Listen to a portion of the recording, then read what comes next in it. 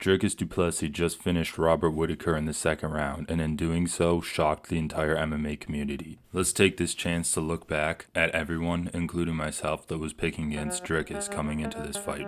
What chances are you giving Du Plessis of winning that? And I told you I'm not. 10 out of 10, I'm picking Whittaker. Am I crazy?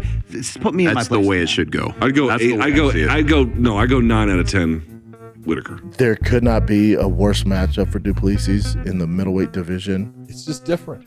There's just a difference in levels right here, and this will be the fight that I think that Du Plessis will see that where those levels are. This is where like the hype would go to die, right? Like you go against a guy like Whittaker who's only lost to one guy in the last 9 years. It's just a nightmare for him, an absolute nightmare. I don't see in any facet how he gets it done. And nothing against Du Plessis. I just don't see him getting past Bobby Knuckles, man. Knuckles is the man. I would be very surprised if I saw Dricus competitive from the beginning of this fight. I'm going to take Robert Whittaker.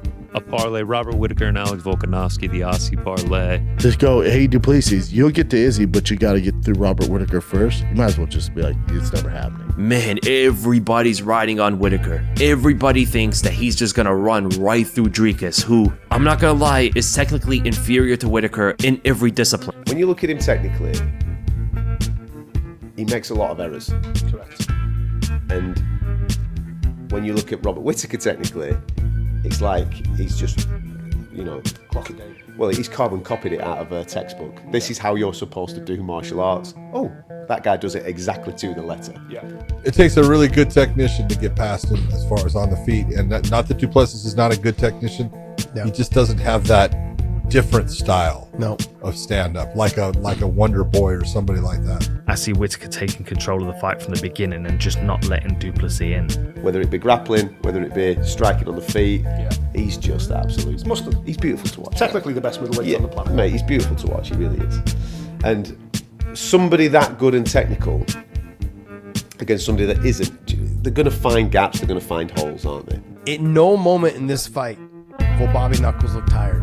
And in no moments of this fight will he be out of position to the point where Du Plessis will be able to expose him and get these, whether they're sloppy takedowns or whether they're big shots that are landed.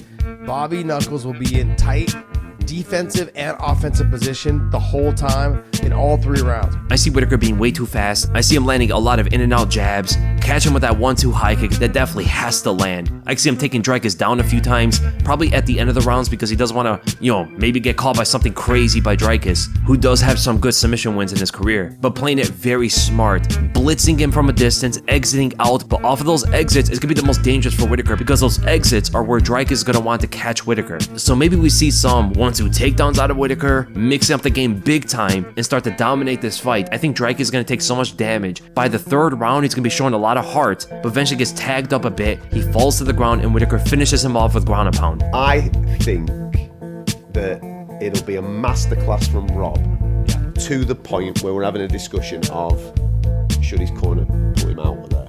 He might surprise me, but I would be surprised if he beats Whittaker. So Robert Whittaker's the best middleweight, not named Izzy of all time, I think, hands down. So what you're basically saying is it's going to look like a mismatch. Rob once again, like Marvin Vettori in past.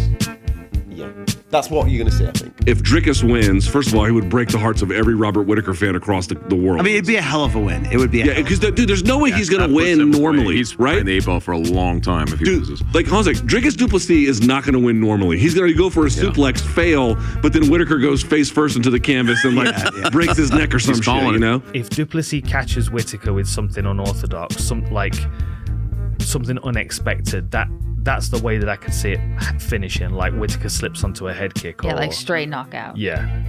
You're expecting some kind of chaos to take place in there. Dude, he is the agent. That's what I'm saying, man. He is the agent of it. That is what he does. And then if he beats him and he fights Izzy, I'm still not picking.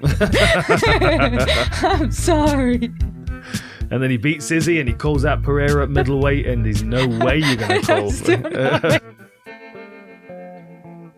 Remember, this is just for comedy and not an accurate representation of everyone's opinions. And even though everyone in this video did end up picking against Du Plessis, these clips are taken out of context, and some people's analysis in this video I do highly respect.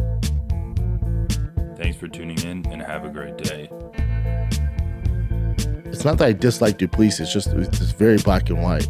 If you're being subjective here, if you look at Du Plessis' wins, the Darren Till win, Darren Till could have won that fight. Definitely could have won that fight. There was times you thought Darren Till was going to win that fight, but there's definitely opportunities for Darren Till to win that fight.